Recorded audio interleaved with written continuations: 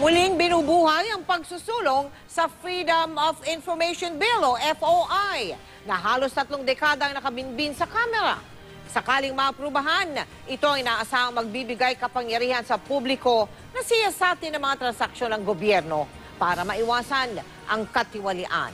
Nakatutok si Tina Panganiban Perez. 1987, inihain ni Noy Camarines Sur Representative Raul Roco ang unang Freedom of Information Bill o FOI.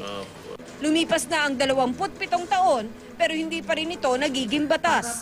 Magagamit sana ito ng publiko para humingi ng impormasyon at dokumento sa anumang proyekto o transaksyon sa gobyerno. Paniwala ni Senator Grace Poe, kung naipasa na raw ito noon, hindi raw sana lalala ang pork barrel scam. Nakabinbin pa ang panukala sa Kamara pero lusot na sa Senado. Sinuportahan ito ng mga kinasuhan kaugnay ng pork barrel scam.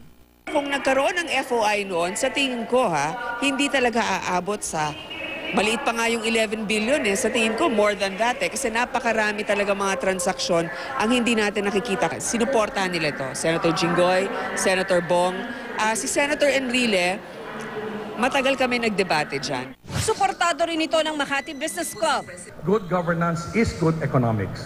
And the whole idea, I believe, of the Freedom of Information Bill, among other things, is to institutionalize this culture of accountability and transparency.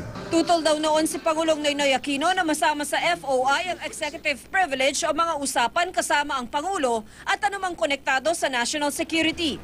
Pero naresolba na raw ito. Ang tingin namin ay it's a question now of political decision on the part of the highest leaders. Hindi na substantive yung issue ngayon.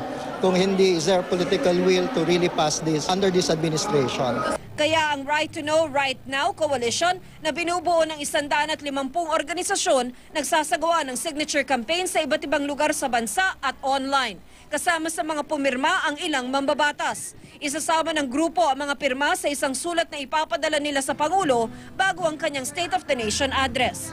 Tina Panganiban Perez, nakatutok, 24 oras.